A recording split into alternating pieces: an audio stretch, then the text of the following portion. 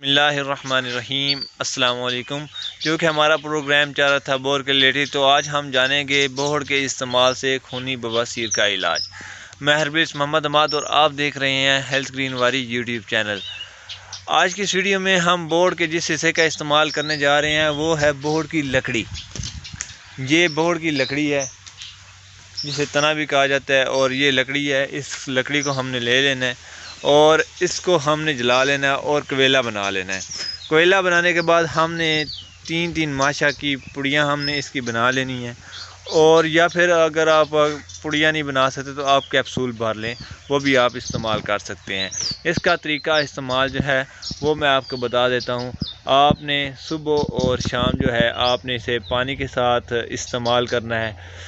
इंशाल्लाह कुछ ही दिनों के इस्तेमाल से अल्लाह ताला के फ़ज़ल और करम से आप लोगों को खूनी बवासीर से ज़रूर निजात मिल जाएगी।